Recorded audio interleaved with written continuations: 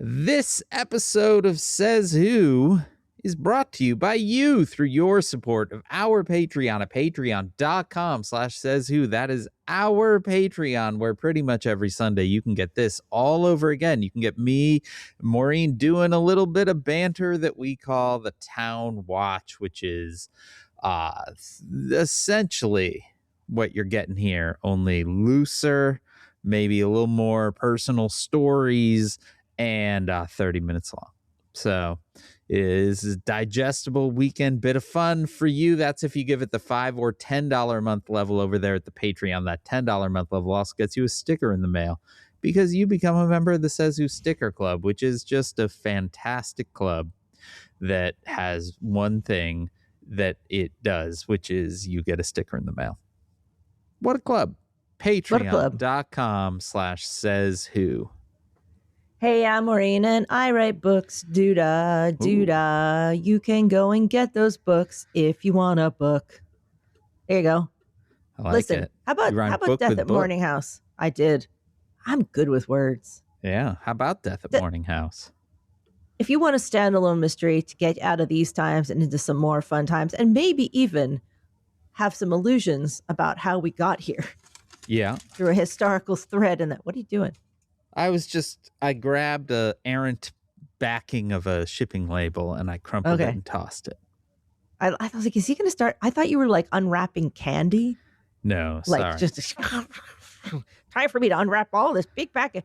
You know, sidebar, you would believe that in the past, people brought to theaters heaping paper bags filled with individually wrapped candies, which they just pounded during the show, because that is the thing that, like, there's a little trope about people unwrapping candy. I'm like, who has more than one unwrapped little sucking candy?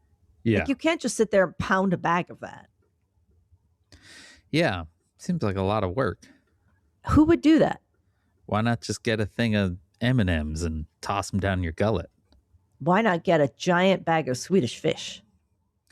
I have a great connection with hard candy. And my grandmother, who lived in Florida, who died a very long time ago, she always would have a little bowl of those, especially the ones that looked a little bit like, so Werther's Originals, of course, your caramel hard candy.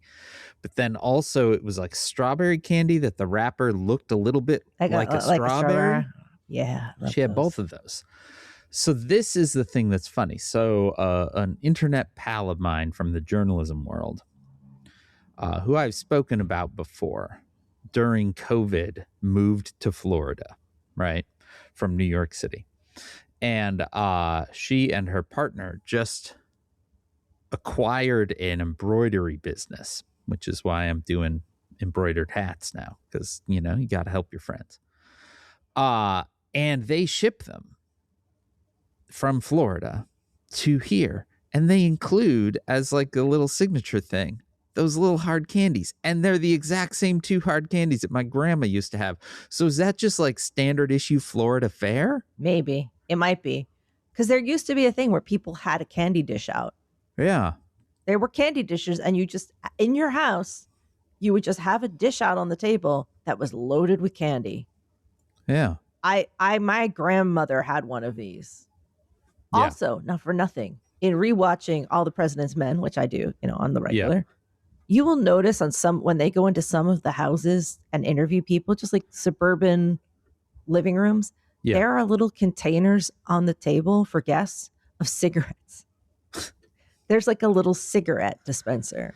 I mean, I do think the hard candy thing probably had to do with that, right? It was a way of freshening up your breath. Or if you didn't take the cigarette, you had something. But like, you always had this thing on offer. But yes, they had cigarettes on the table. Yeah. So that you could always just have a cigarette. Everything smelled like smoke. I can't emphasize this enough. How did we get on hard candies in the middle of the book ad? I thought you were that's what I thought you were doing. I thought you were unwrapping. Oh, right. I got slightly distracted by a thing. Books. Okay. Books.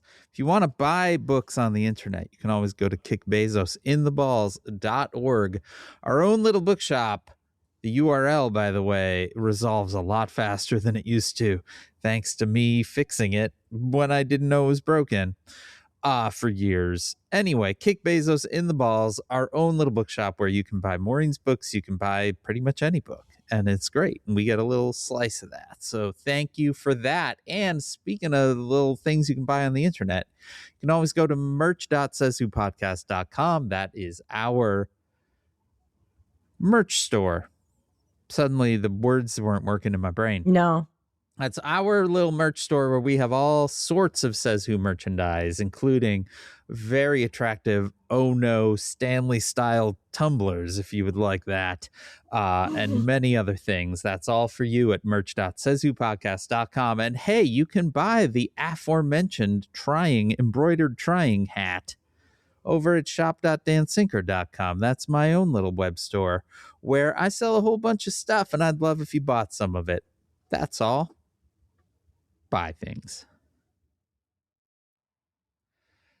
Happy birthday to Thank you. Oh, I wow. got Balloons. you balloons. Wow. They're super reflective. Mylar. Ooh.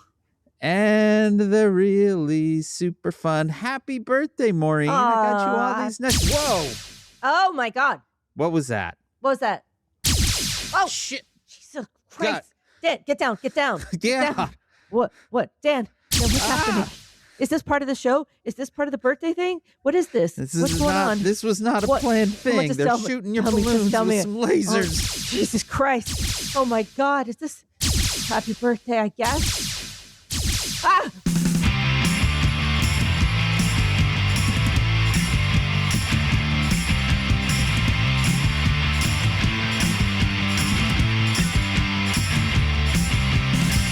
Welcome. And we're good actors. Welcome. Yeah. Welcome. I heard you. Yeah. Come on. Poke. No, you finished the sentence. Oh, right. To Says Who, the podcast is not a podcast. It's a coping strategy. I am Dan Sinker. I started to think about ramen for a second and forgot the rest of the sentence. It happens. I'm Maureen Johnson. Ramen is really good. There's a new ramen place that just opened up, and it just flashed into my head like a little thought bubble, like, oh, you good ramen place. Now I want ramen. Yeah. How are you? The podcast, it isn't a podcast. It's a coping. Oh, we did that. Yeah. Hey, birthday girl. Hi. It was your birthday yesterday. It was. That's It was exciting. pretty. Well, it wasn't that exciting because Oscar had gone away and he came back with con crud. Con crud. So he was really not feeling up to doing anything. And he was really apologetic. He's like, I'm really sorry. So I had to walk the dog. I had to do all the walks because he wasn't up to it. Sure. And then I decided I did a bunch of work in the morning, but then I was like, what if I take the afternoon off and go down to Chinatown to the plant store? Okay. To buy the plants I've been wanting to buy. There's this big plant store that I've ordered from, but I've never been to. So I walked down to it. It's a pretty long walk. I get down there and it's okay. It's not that great. Okay. Like it was pitched like you're going to get lost in this place. And it was just kind of one room of plants. And I was like, I can handle one room of plants. Okay. It's not like a greenhouse or something. And I didn't really see the plants I was looking for. Okay. But I left and I walked. It's cool to walk through the Lower East Side. I do on occasion, especially if it's warmer.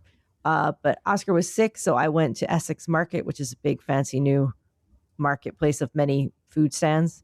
Okay. And I bought him. I went to the one stand that sells famous Peruvian chicken and rice soup. So I got him a container of that. And then I got him a container of juice, like fresh juice that was like RX juice. You know, the expensive juice that's like, this will fix you. Fancy, this will heal you stuff. So I brought him home chicken soup. Did you get yourself anything? I got a sandwich at a vegan deli. I bought their Philly cheesesteak. I was excited. Unfortunately, not that good. Didn't really have any flavor. Should have gone with the Reuben. I mean, yeah, a vegan Philly cheesesteak, you're emulating the entire sandwich at that point. Yeah, you can really. The cheese sauce was actually really good, and the consistency was good. But the thing that they were using was these soy curls that didn't taste like anything. Man, Wasn't the gross. best. So wasn't that good. Okay. Then I had been given a gift certificate at Christmas for a massage, and so I scheduled that, and I went and got a massage. Look at you. So but I did a lot of walking, so my feet really hurt because in the end, it turns out I did 18,000 steps in my snow boots. Oh, so my that'll feet do are it. sore. Yeah, my feet are sore today. Wow, look at you. He was apologetic. He was like, "I'm so sorry because I wanted to take you to like dinner and a show," and so he kind of is putting off the he's still gonna give me my birthday thing. Excellent. But I'm not like a big. My friend sent me cookies. What show? Whatever I want. Ooh, that's fun. So my friend sent me these cookies from the vegan bakery that are maybe the best cookies I've ever had. Yum. I would like some cookies. I guess I'm hungry. Every single bit of food you mentioned, I'm like, ooh, I'd eat that. This first cookie was, it advertised as a snickerdoodle, which I could take or leave, but it didn't taste like that. It tasted like vanilla with a little bit of pistachio pudding. Whoa. It was magnificent. It was unreal. And these were all like substantial cookies that you're really only supposed to have one of, and they're probably 400 calories each. And you Cookie Monstered them? I Cookie Monstered those. That's cookies. What you should do. It's your birthday. It took 3 days, but the cookies are gone. It also sells something called... if it took 3 days, just point of order, you didn't Cookie Monster it. I ate 4 on the first day. Okay. These are substantial cookies. I ate them sort of in lieu of meal. Yeah. I think I ate them for dinner. Yum. But they also sell something called Furious Vulvas, and they are little chocolates in the shape of a vulva. Sure. And they are vegan, and when you buy them, they contribute money towards anti-abuse causes. So it's like a charity thing. And she also sent some little vegan dog biscuits, which Dexy look like Cheez-Its that Dexy has been enjoying. Well, there you go. Look at that. Yeah. Birthday girl. Yeah. You've got a package coming from me that's out for delivery right now. I think I know what it is. United States Postal Service employee working their hardest just for you. I forgot that my birthday was there was a holiday yesterday, so like nothing was kind of going yesterday. Yeah. So it was good, but I'm not a big birthday person. I'm not like, stop everything. It's my birthday. I kind of often forget to do anything. So thank you for, yesterday, it was 60 degrees. What? It was gorgeous. Yeah. The weather suddenly turned here over the weekend. And it was nice because yesterday was President's Day, I think. Mm-hmm. And last week, the kid had parent-teacher conferences, and the parent-teacher conferences means that the Friday of that week is also a day off. So it was actually a 4-day weekend. And on Saturday, the weather suddenly turned. It was like, I think Saturday was somewhere around 50, and then, kept warming up all the way to Monday, which is, was 60 or 60 plus. Yesterday we road tripped up to Milwaukee. Had a nice little time in Milwaukee, walked along the lake. How far are you from Milwaukee? But barely more than an hour away. Wow. Yeah. Okay. It is closer because we live on the far north end of the city. It is closer for us to get to Milwaukee than it is to get to parts of the south side. So it's a vast expanse of space. But yeah, we ate some sausage. It was great. Walked along the lake in the sun. And then there's this really amazing, like, multi-story antique mall full of all kinds of weird old shit. So we walked around and looked at that. It was nice. It was actually a very, very nice weekend all in, I would say. the kid is real into the Olympics, the Winter Olympics. So watched a lot of Winter Olympics, a lot of monobob, women's monobob this past weekend. It was a blast. Men's mogul duels, where they send two people down a very bumpy mountain at the same time. Move. That shit was wild. I like the Winter Olympics. I like the Winter Olympics in large part because besides like figure skating and normal skiing, You think you can do it? You think you can do it? no, everything's just weird. Like all the sports are weird. And I appreciate that. It's not that I think I can do it, though. I did learn that there is a men's skeleton, which is where you basically just throw yourself down an ice chute head first, whose name is Dan Barefoot, which is a fantastic name in and of itself. But also he's like in his 30s. And he, I guess, Googled a few years ago, like, what's an Olympic sport that I could do with no prior training And get to the Olympics? And Google returned skeleton. So he was like, I'm going to do that. And now he's competing. He competed in skeleton. wow. I know. That's your Olympic moment. One of the things you find when you walk around the city in New York, one of the reasons I love it and never want to leave is that you just find stuff. Yeah. Stuff just comes up and happens. Yeah. Or you discover something nearby you had absolutely no idea was there. Yeah. Like there's a whole archery center that I walked by. I was like, there's a fucking archery center? You should go there. Like you can do anything. You just have to find it. My favorite thing about New Yorkers is that they talk about things that everyone everywhere experiences as if they have never existed anywhere else. Mm-hmm. Yeah. Best city in the world. Imagine you can find that there are new things in your town. What? We have a lot of cool stuff. It's true. We have an apartment that's just filled with dirt. Okay. It's an art installation that was made in the 70s. All right. And I think it's called Earth Room, but I may be mistaken. Yeah. But in the like 1976, an artist, I think it was that year, but I may be wrong, filled this apartment with dirt. Man, artists in the 70s fucking loved dirt. And you can just go to this day, it's still there, and you can just go and sit and be there. Just hang out in the dirty apartment. You don't get in the dirt because there's like a little plexiglass. This is some real New York novelty right now. There's like a plexiglass. So you kind of stand and you're in a little space and the dirt apartment is like around you. Okay. I've always meant to do it.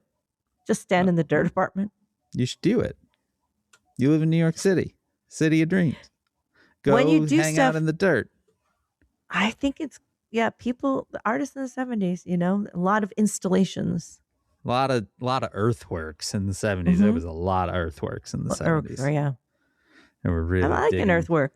Digging the dirt. Yeah, what's his name? Goldsworthy? Isn't that his name? The big earthworks guy? Maybe. There's that guy who nailed himself to a car. One of his artworks was nailing himself to a car. One of my very favorite artists on the face of the earth. And he got shot as one of his artworks. Yep. But his, like, that's the stuff that he is, sort of most infamous for. But he has a piece of art on display at the LA LACMA, the LA County Museum of Art, called Metropolis 2. It's a permanent installation there. It is the size of a room, and it is basically an extraordinarily elaborate Hot Wheels track that is room-sized with hundreds and hundreds of cars on it at all times, kind of a giant ramp at the back that they're brought up, and then they whiz down, and it's like this giant, city. And the space, it's so big that the space has 2 levels. You can go on this kind of balcony around it on the second floor, or you can be down on the kind of ground level. And because of the wear and tear on the cars and the machine and everything like that. They only run it like at certain times of the day, and then it's turned off.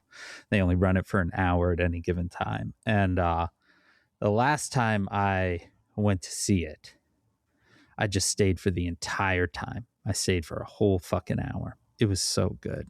I love that piece. He has another piece that's name is escaping me right now that looks like a giant meteorite. Mhm. It's suspended from the ceiling of the gallery that it's in, but it's covered with electric train track, circumnavigating it all. Little electric trains running all around. It's amazing.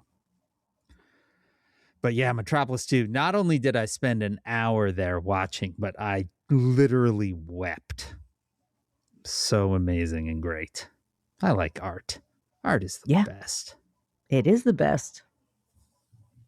But he did get nailed to a car. It's immortalized in a David Bowie Beetle song. Nail me to my car, then I'll tell you who you are. Yeah, 70s were a fucking wild time for art because it was like, I'm going to get shot in the arm. Yeah. I'm going to put dirt in a building. I'm going to wrap this whole building up in cloth. Yeah. I love it. Yeah, that shit was wild. Dan, I like to think that I want to introduce you to Maureen's new desk that she did this with a broken drill by herself. Okay. Do you see it? Yeah. Well, I mean, I'm not quite sure what's new and what isn't because this is a new angle that she's showing me, but there's a large pegboard. Two. Are those two bumped up against each other? Yeah. So this was there, but I took this down on my little list of jobs and I reinstalled it here. Okay. And now I have a space for everything. Yeah, that's nice. My paperwork, notebooks and journals I have to use regularly for different purposes, and my organization, like daily planner notebooks here. Yeah. My glasses. Look at I that. like it. Yeah. Clipboard of information that for game testing I'm doing. Okay. Some paint samples because I'll be doing some painting. Like everything perfectly within reach. That's and nice. Has a spot. And it's what is also, that pegboard system? Is that the IKEA one, the Clomp or whatever? It's just IKEA Skedis. Yeah. And I ordered some amazing stick-on wallpaper that I may actually apply some trial sheets to these. And then but I'm doing my door. Yeah, and then punch through. I may do that. I will tell you, the 3D door. printer world is full of printable bits that you can stick to those pegboards, those IKEA pegboards specifically. I could really use some custom things, but I bought a bunch of IKEA stuff that is, and then I keep the rest in the bin. So whatever new purposes I need them for, I can just pull down and rearrange it as needed. But is that the IKEA in Brooklyn? Do you head over to that one? I just have them sent. I just have them shipped. A friend of mine used to have, maybe he still has, a studio that overlooked that IKEA. I was like, you've got a nice view of the IKEA. They used to have, for that Red Hook IKEA, they had their own ferry that you could get on for free. Wow. Yeah, it was the IKEA boat. That is wild. So you could just get a free trip on the IKEA boat. I don't think they do it anymore, but I have ridden the IKEA boat. Inflation. And it just took you over and you shopped and then you got back on the ferry. That's amazing. Yeah, the IKEA boat. They should serve meatballs on the IKEA boat. We have a lot of cool boat stuff in New York that I have learned to take more advantage of. The ferries are great. You get like a really nice, for $4, you get like a really nice boat ride. Yeah. It's really pleasant. And you can like get around and it's super quick. I would happily move to the Pacific Northwest, to up in Washington State, where they have a very elaborate ferry system that is incredible. I love the Washington State ferries so much. One of my closest friends has decided it's time to leave the country, and they are moving to Canada, to that area. Yeah, they can ride the ferries all the time. to the town my grandfather's from, Nanaimo. Boom. Well, I think Which I know is where you're full of- heading. back home to Nanaimo, from whence I sort of come. It's so beautiful up there. It is so beautiful up there. But yeah, you get to ride these ferries, and they're like, they're great. Yeah, I really ferries like are the great. Washington State ferry system. Janice lived in Seattle for a while, and would tell stories of the ferries for years and years and years. And finally, a couple of years ago, when we went up there with the trailer, got to ride them. And I was like, I get it. I get why you've been telling stories of these trailers for like 20 years. Then I said trailers, ferries. But we knew you meant ferries. Yeah, we know. We get, Dan. My brain barely functions anymore. We understand you. Well, we're your I friends. appreciate that. Thanks. We're not like the others. The others are meanies. Dan. How's this week been? Well, I thought for this week, Maureen, we could enjoy a little story time. Oh, I love a story. I know. Well, I've got two for you. Ooh. Because two prominent members of Trump's inner circle, Department of Homeland Security head Kristi Noem and Attorney General Pam Bondi, have been in the news lately. Oh, good. Noem for essentially being cut out of the ICE operations in Minnesota. Pam Bondi for her explosive performance in front of the House Judiciary Committee last week, in which she refused to answer questions, refused to look at the many victims of Jeffrey Epstein that were in the room, and screamed at length about how good the stock market was doing. That was tough. That was a tough one. That was something. My favorite is she literally did the you're laughing? The stock market is 50,000 and you're laughing? Like she literally did the meme, essentially. Yeah. But both are the center of two pieces of journalism that I thought we could enjoy some highlights from. I'd love that, Dan. Enjoy being a relative term.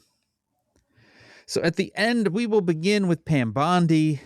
At the end of January, The Atlantic had a long story about her. Tried to probe into the question of how she transformed from what, by accounts of friends that they talked to, a very pleasant Floridian person who had the nickname of Pamby. That's how gentle she was. Into this shouty yes man for Donald Trump. The story opens. So it actually opens in an oversight committee meeting, but it is not the one that just happened because this article came out right before it. By the time she faced her first oversight hearing before the Senate Judiciary Committee, Pam Bondi had become a person she never really wanted to be. She had told a reporter once that in college she'd wanted to be a pediatrician, but she ended up becoming a lawyer. She said she wasn't sure she wanted to actually practice law, but she became a prosecutor. She'd told reporters that she, quote, never dreamed of running for political office, but she did that too, twice winning campaigns for Florida Attorney General. She said that when Donald Trump eventually asked her to be U.S. Attorney General, she, quote, made it really clear that she did not want the job. During his first term, she had confided to a friend that she wanted to be ambassador to Italy. But here she was in the Senate hearing room in October, a person who had once seemed so mild, so warm, so kind-hearted that she'd earned the nickname Pamby, opening up a folder full of slapdowns, each tailored to a Democratic committee member with notes on how to deliver them. I wish you loved Chicago as much as you hate President Trump, she told Senator Dick Durbin, who'd asked about the rationale for sending federal troops to his state. I cannot believe that you would accuse me of impropriety when you lied about your military service, he said to Senator Richard Blumenthal, referring to a matter for which he had apologized 15 years earlier while dodging his question about why the Justice Department had dropped an antitrust case after lobbying by Bondi's former firm. If you worked for me, you would have been fired, Bondi told Senator Adam Schiff, and it went on for hours, a calculated performance that amounted to a giant middle finger to basic notions of decorum and accountability, leaving all sorts of questions unanswered, including a fundamental one that some of Bondi's old friends and colleagues back home in Florida had been asking. As one of them put it to me, I keep asking myself, what the fuck happened to Pam? What the fuck happened to Pam sounds like the name of a new on iHeartRadio. What the fuck happened to Pam? You know what I mean? Has that kind of feel to it. It does. The story follows her career as a prosecutor in Florida, where she loses the Pamby nickname and instead is dubbed the Paminator. Turns out her real shine was in doing TV appearances. She became friendly with Sean Hannity.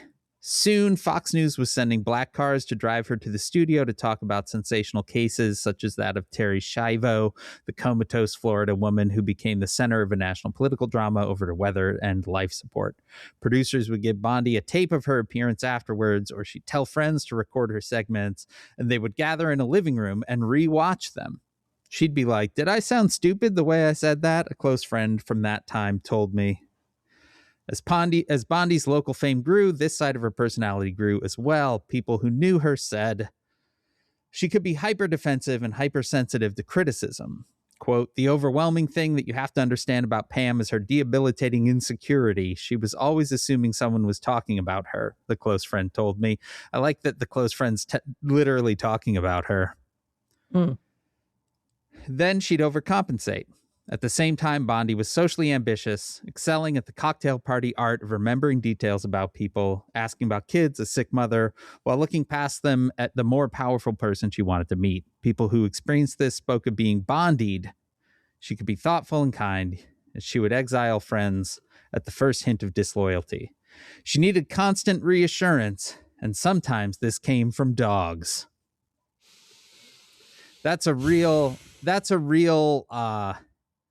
That writer needed a transition, and they were like, I'm going to just force this one in.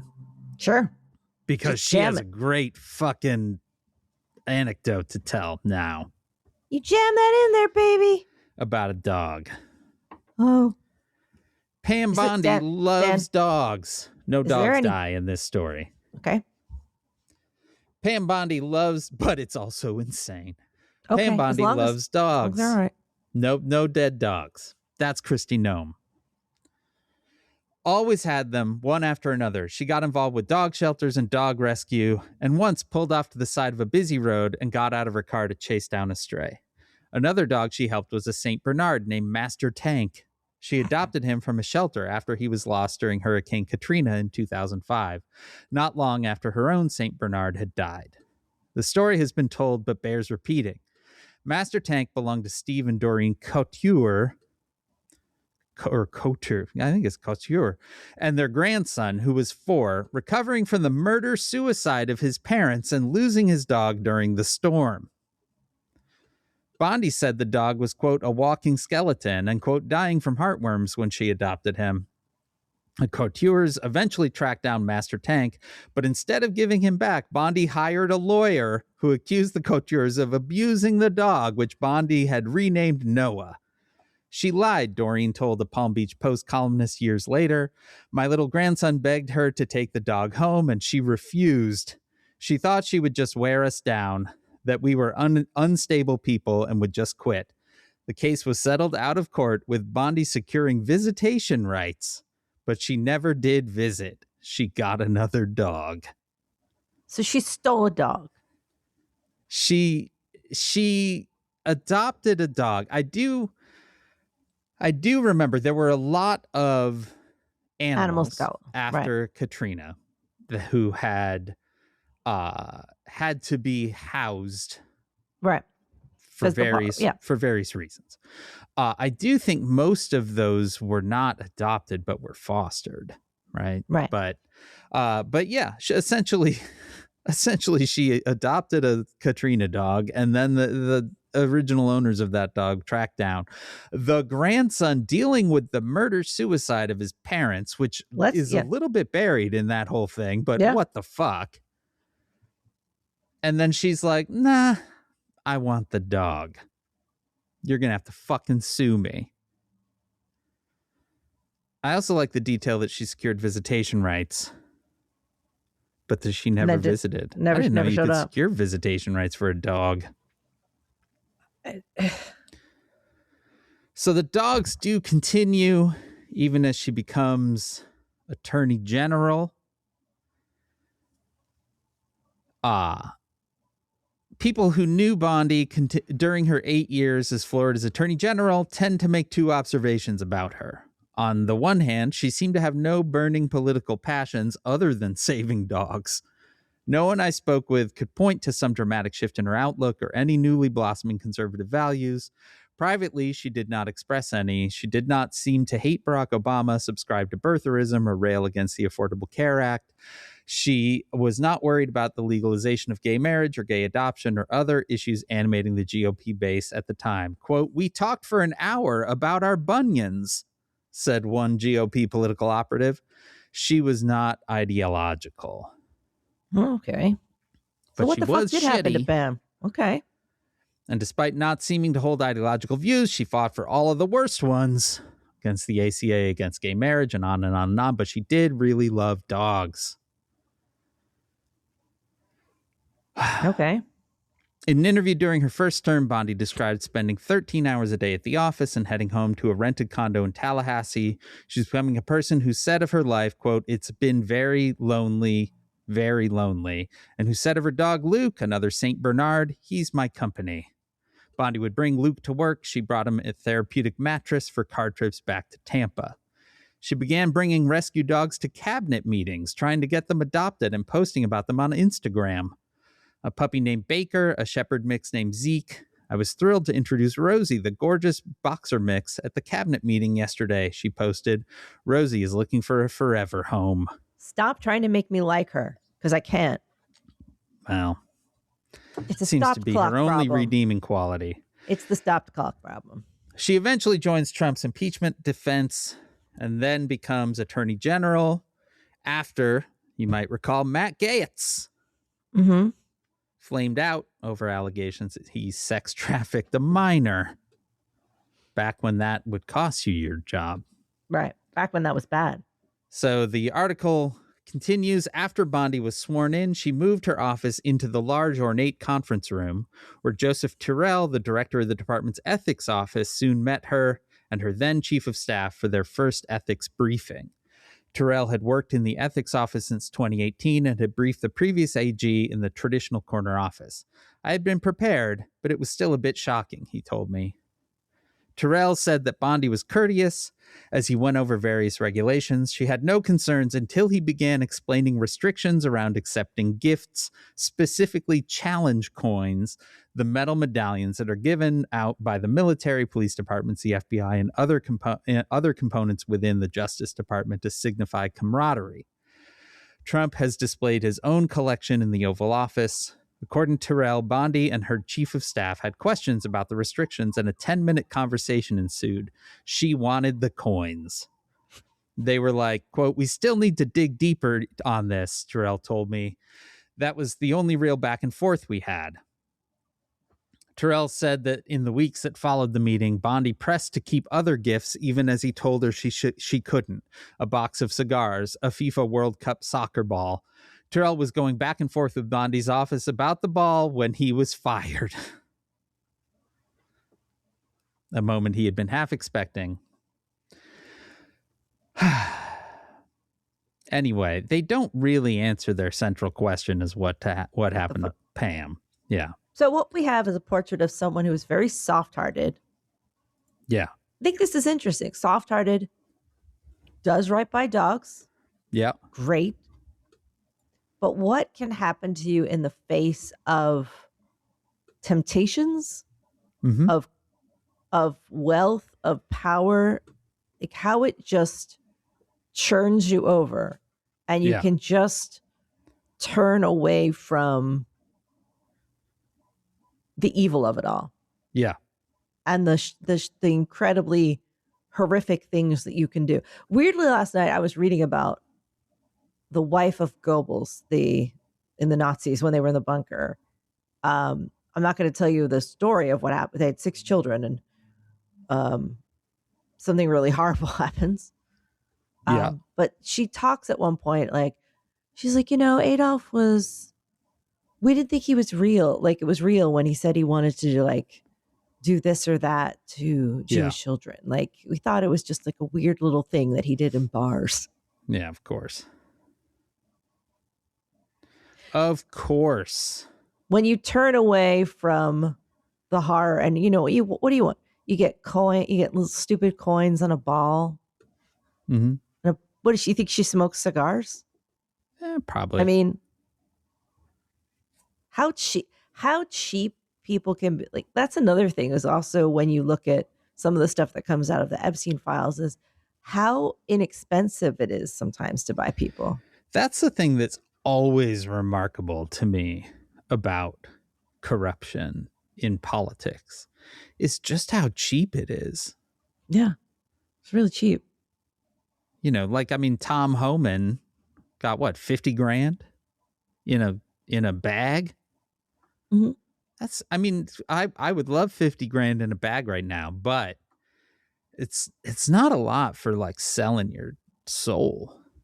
Right. And for what they're doing, just sell it off for 50 grand. The Epstein stuff, it seemed like he would just like give people, a quarter zip and a lunch, and people would be like, this is great.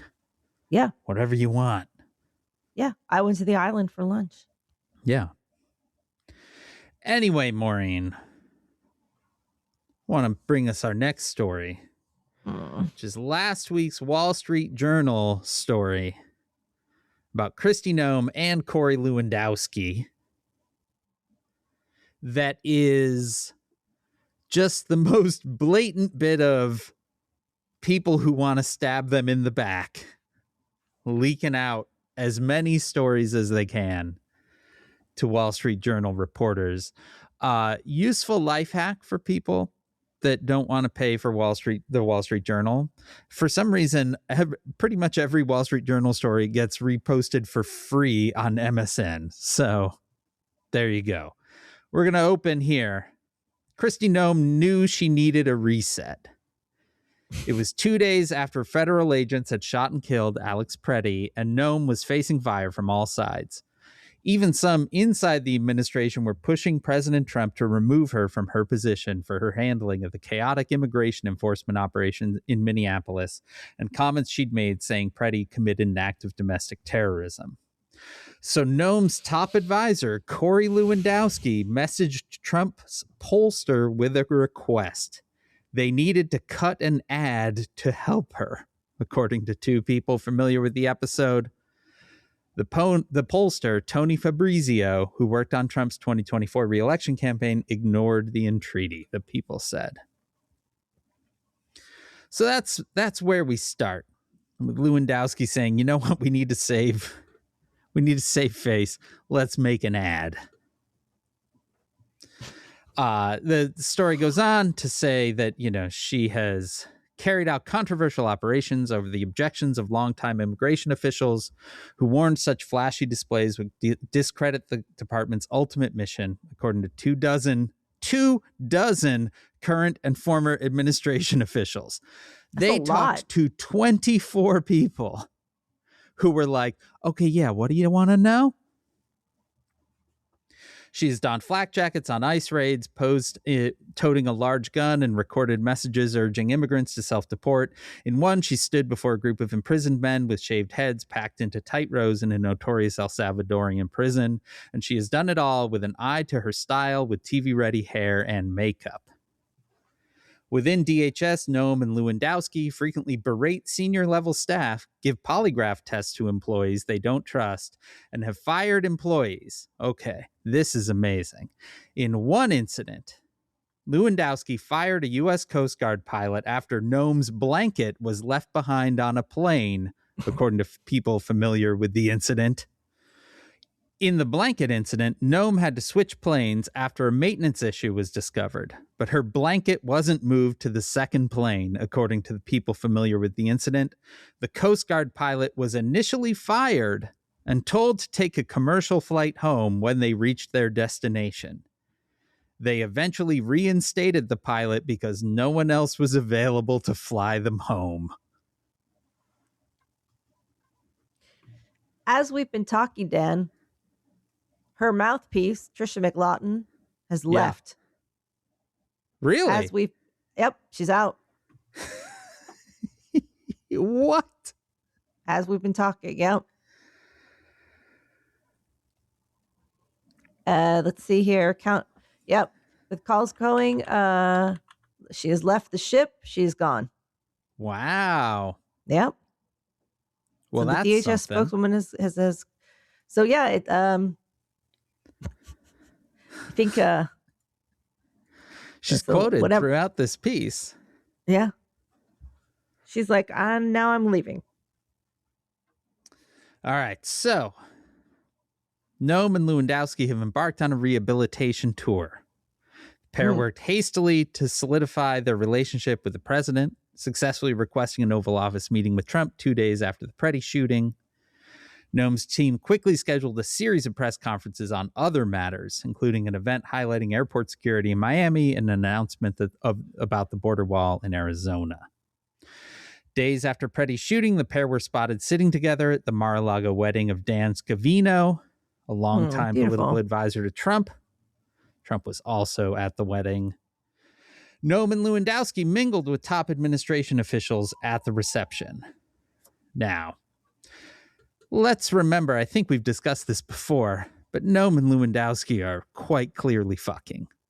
Hey, what's up? Yeah, this part's for you, Amy Carter Shoe. Noam and Lewandowski's close relationship had already made Trump and his top advisors uncomfortable. Lewandowski had initially wanted to formally serve as Noam's chief of staff, but Trump rejected the idea due to reports of a romantic relationship between the two, which he has continued to bring up, officials say.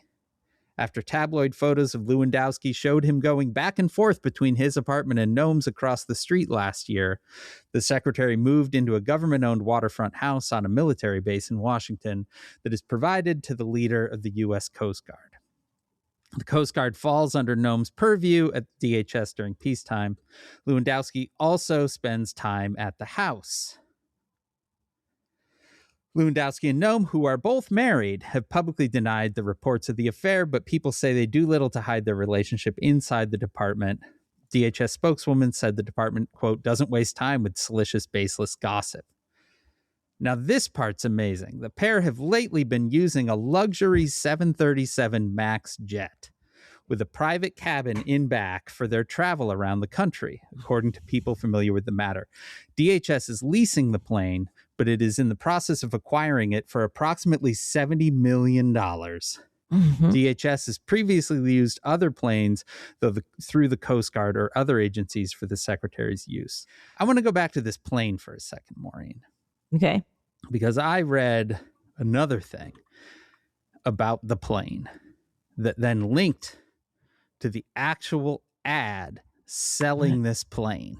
All right, let's see here. Which I've just put into the chat if you want to pull it up there. All right. Big plane. So, yeah, it's a 2021 Boeing BBJ MAX 8. The ad starts a higher evolution of comfort and luxury. The Boeing business jet MAX 8 redefines luxury travel with its unparalleled combination of extended range and fuel efficiency. Crafted with meticulous attention to detail, this aircraft caters to the most discerning of travelers, offering an exquisite flying experience like no other. So they spent $70 million on this plane, or they're in the process of spending $70 million on this plane. It holds 17 people. Mm-hmm. It has 2 beds. Mm-hmm.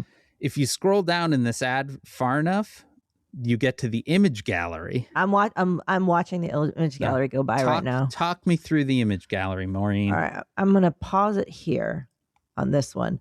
So there is one room, because it's multiple rooms. Yeah. That just has like 4 chairs in it, plus a sofa and a couple of coffee tables. Yeah. And a full bar with padded seats. Yeah. And when you say chairs, these are like lazy boy recliner style chairs. Like these are all first class seats. Yeah. It's an all first class seats. Like a cream leather kind of. Like a creamy leather with a sofa. Yeah, like a big, there's another, is this a different room? Is this maybe in a reassembled version of the same room where you can have a big, might be different room. Looks I think it's a different window. Different room. There is a banquet room like a big full dining table Yep. room that has more seats like that. But I am fascinated by there's just like a galley because it looks like there's a private room. Yeah. There's like just a room you can go in that's private.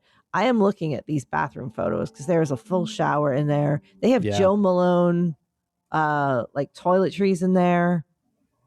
But they have the bedroom's coming. Full bedroom, full bed. Oh yeah. Like Yeah. a full ass like The showers are double bed. marble, marble Yeah. showers. Marble-esque, yes. They have like a fur blanket on the bed. Yep. So you have a full bed, full shower. I am fascinated. Oh, it's going. I think this is a different bedroom. Oh, there's a different bedroom with a chair. There's two big bedrooms in it. 2 big bedrooms. Wow. There's a galley with a wine fridge. Yeah, this is a really slow image gallery that's just going by and showing all the things that are possible on planes. Oh, that's a big shower. She needs this. Yeah. Well, she needs it. She doesn't just need this. In official documents, the luxury plane is earmarked for, quote, high-profile deportations, the people said. Staff have jokingly started referring to it as the secretary's, quote, big, beautiful jet, after the bill that provided the funding for it. DHS spokeswoman said the plane was used for both deportations and cabinet-level travel. Sure it was. It was. Okay, the gallery has started again, and it's about to go by again because there's something I can't get over. Okay. I mean, it is a beautiful plane. I would love to fly on this plane. Oh, yeah. I had to fly. But there's like a formal tea set up. The kitchen is really kind of nice. Like it looks like a tiny version of a house kitchen. But there is a bathroom photo that's okay. Here it is. The first bathroom photo. The toilet. So there's like a bench. But what you realize after a moment is that that's the toilet. So you must lift up this like bench seat and the toilet is under there. So it looks like you're sitting, like there's a bench, but it's actually a toilet. And that kind of stuff freaks me out. Hidden toilets, I can't with a hidden toilet. I had to go on a train that had a hidden toilet like that, where our little cabinet, my friend Cassie Claire and I were in this little cabinet, and it had a flip up seat that was a toilet, and then because you had your own toilet, and then you put it down, and it was also a bench. I love that shit, honestly. And then I absolutely love that shit. And then it kind of like the beds opened up as part of it almost. Yeah. I couldn't handle it, Dan. I couldn't handle the secret toilet sloshing away by my head. Couldn't handle it. The idea that there's a toilet lurking under a bench is extremely upsetting to me. I don't like it.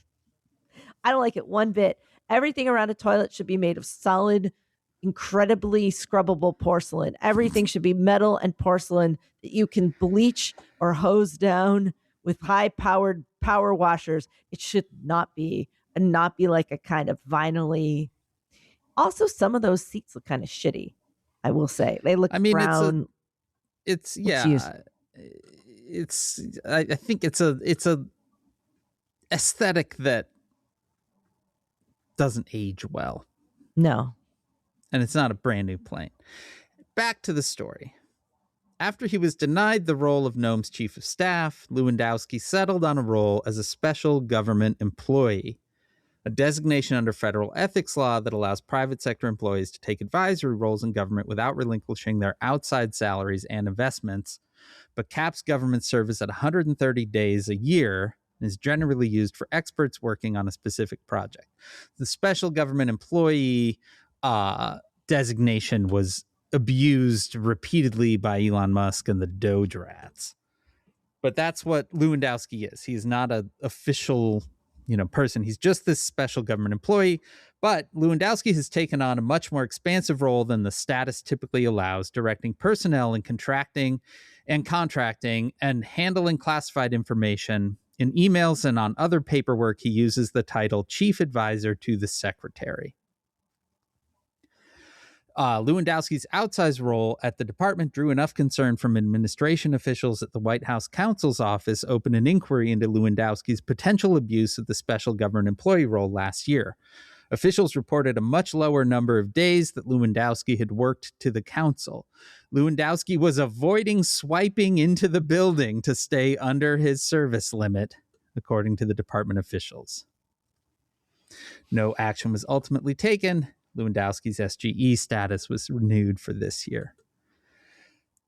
This article just goes on and on and on with as many possible examples of just people trying to stab these folks in the back. Here's a whole thing about Kristi Noem and how she's jealous of Tom Homan. Since taking office, the secretary has also closely monitored how her national profile compared to the other administration officials. Top of her list was Homan, Trump's border czar, who she has been in a battle for power and influence with inside the administration. Noem routinely berated staff if she saw Homan on TV and kept track of both their appearances to make sure she was on TV more than him, according to people familiar with the matter. On at least one occasion, she asked aides to ensure she drew a bigger crowd at a conference than Homan, who was speaking on a different day, one of the people said. Normal. These are not serious people. You know, No. these are not people that actually get stuff done. These are not people who do the jobs of governing, of just the day-to-day grind of making sure stuff works. Yes. That is not what they're here for. This story ends with what is my personal favorite of all of the anecdotes, where Corey Lewandowski decides that he wants a badge and a gun. Sure. In an incident last year that rankled some senior staff at the agency, Lewandowski made it known to top ICE officials that he wanted to be issued a law enforcement badge and a federally issued gun.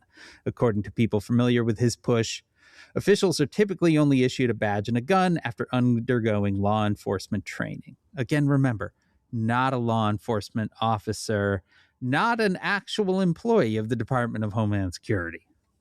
The administration was preparing to bring on Tom Feely, a top ICE official in New York, as its new director when Lewandowski asked Feely if he would be willing to issue him and several other political officials badges and guns. Feely declined, and he was subsequently passed over for the top job at ICE. Lewandowski next turned to ICE's legal office for help writing him a legal justification to be issued a badge and a gun. A top ICE lawyer, Ken Padilla, had also declined to sign off, and days later, he was placed on administrative leave. He was later demoted and moved to FEMA, the people said. Padilla declined to comment. Lewandowski eventually persuaded other lawyers to sign off. The ICE director's auto pen was used to sign the paperwork, the people said. The DHS spokeswoman denied that Lewandowski made efforts to secure a federal gun or sign paperwork. This DHS spokeswoman, by the way, newly fired Tricia McLaughlin.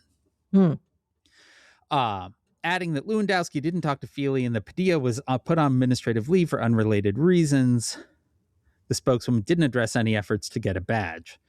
Efforts to issue Lewandowski a gun stalled after the Wall Street Journal and other news organizations inquired about the incident last year, the people said. Still, Lewandowski has been spotted by DHS staff sporting a badge emblazoned with the words Homeland Security.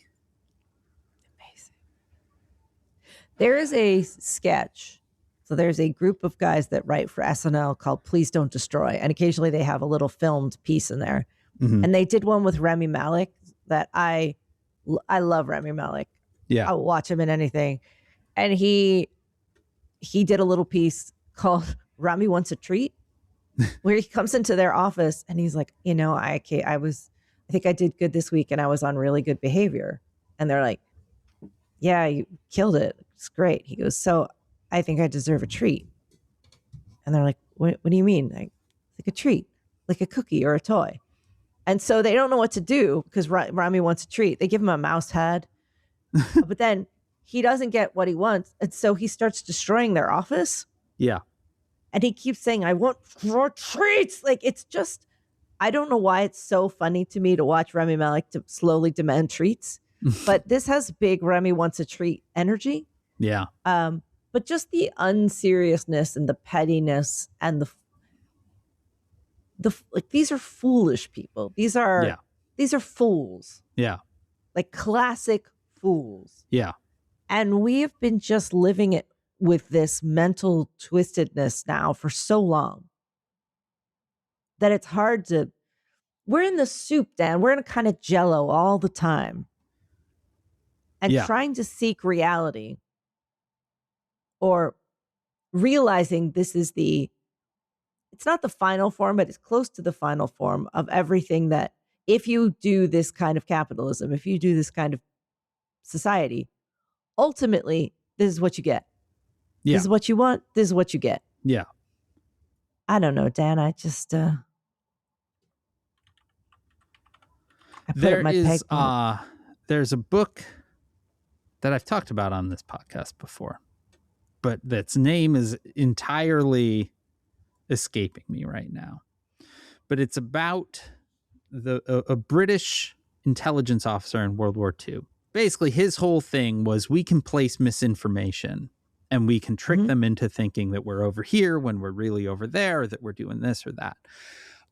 And one of the things in the book was, especially as the war ground on, the people on the German side in charge of things like intelligence analysis and stuff like that were all yes men and incompetents and people that would be willing to do whatever and ultimately were looking out for their own ass. And so they did a really bad job of doing their job, which was trying to figure out what are the Brits up to, right? Or what are the Allies up to? And they were just bad at it because they were spending so much time stabbing other people in the back and watching their own back and all of that. And I do think about when I see stuff, especially like this Noam Lewandowski piece, which isn't, remember, 24 people agreed to be interviewed and give them all of this shit. That's a lot. Like, as a journalist, how many people is that? That's a lot, you know? And the thing that I think people don't realize in reporting, right? So one person comes to the reporter and says, hey, listen, they fired a pilot because he left her blanket on another plane. And then they landed. And then they realized they needed that pilot to get back. Right. So they rehired him. You don't then say, cool, we've got the story. You are going to talk to a number of other people. You are not going to ask them leading questions. You're going to get that same story told to you a few different times so that you're sure that it's actually a real story, right? Like that's the job. So any of these anecdotes were likely corroborated by multiple sources of these 24. But I always think about this kind of idea of the Germans in World War II and that just these pure political operatives that don't have any real expertise in the areas with which they've been given control, and how they're running their own little fiefdom. They're trying to keep themselves in favor with the Führer, right? And they're trying to knock down the other people. And like, that is sort of what we are seeing. Yes. That's over and over and over again. This, I think, is why last night I was sitting there reading about this subject again, because the lessons are all there.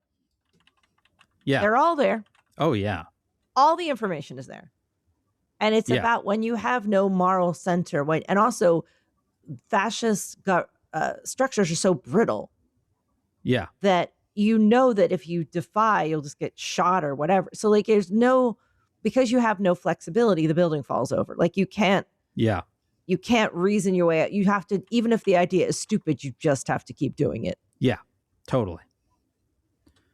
And because the people that are unwilling to do the stupid thing leave, or the evil thing leave, you only get idiots.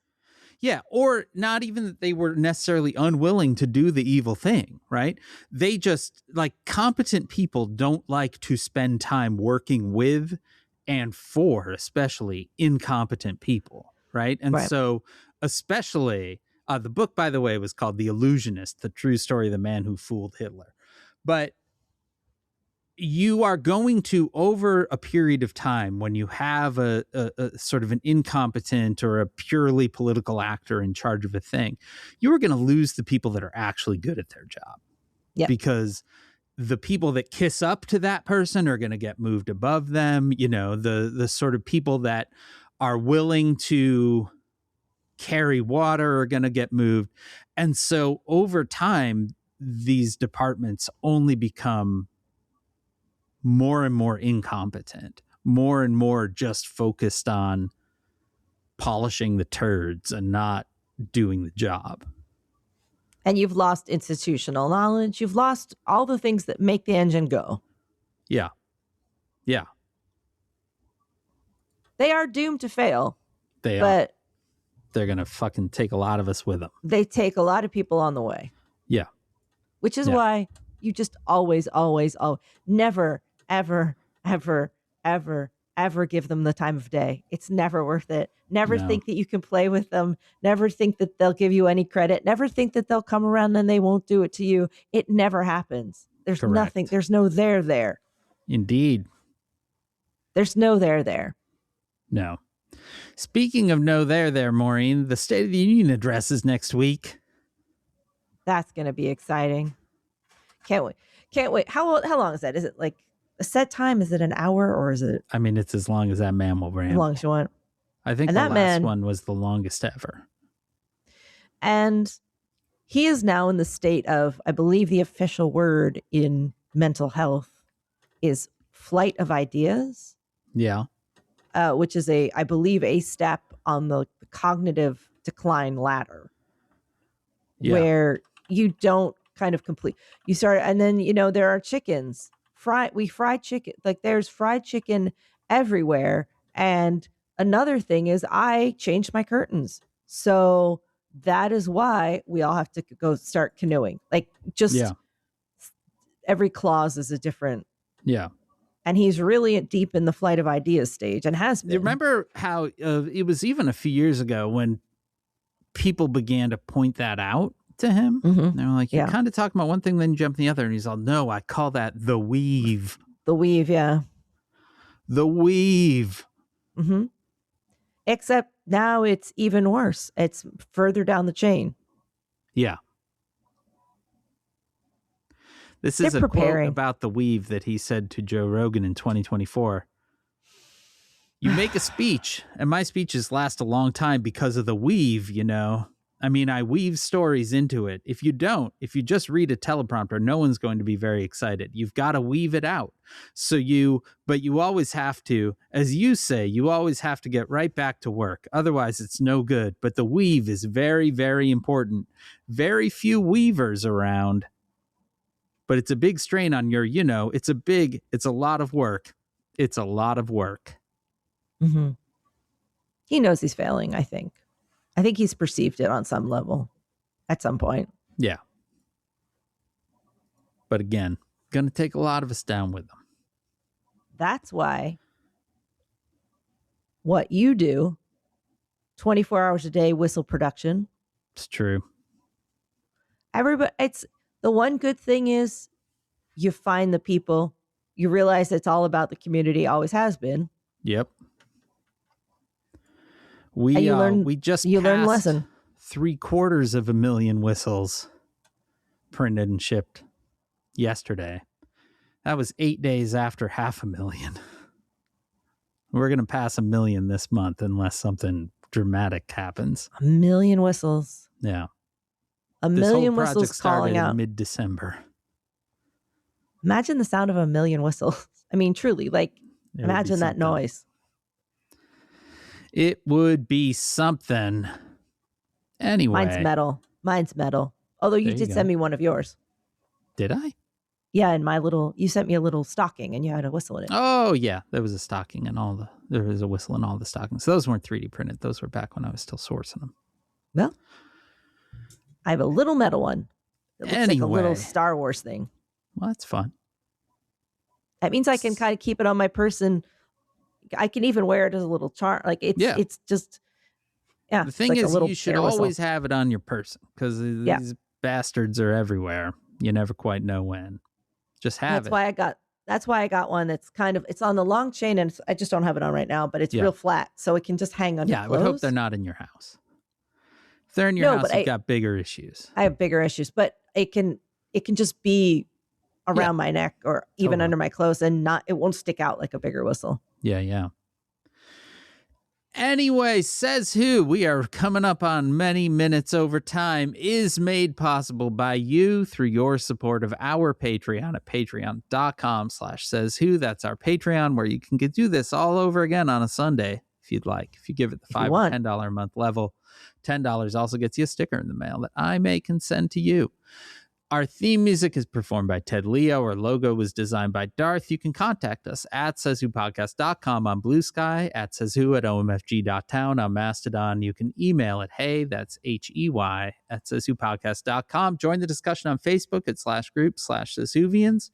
Our Facebook group is moderated by Janice Dillard.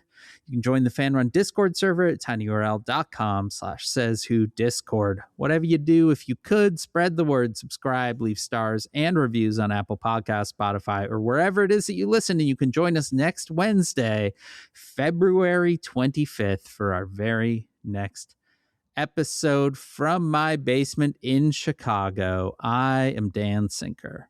Dan, should we watch the State of the Union together? I don't know. It's tough. I don't know, man. It is. What night is it? It's got to be Tuesday? I think it's usually on a Tuesday. I think it would be like a week from now. It's typically delivered. I don't know. That's not helpful. I think the answer is no. That's what I think. All right. Yeah. I mean, why bother, really? It's on February 24th. No. So it is Tuesday. All right. Yeah, I don't need to watch that shit. That's true. All right. Well, from New York City, where we have everything. Yeah, you do. I am Maureen Johnson. Wow. This has been Says Who.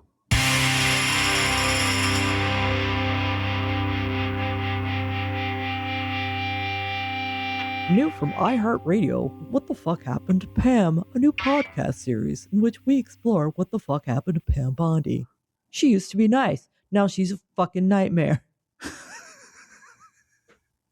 I'm in. I'm locked in.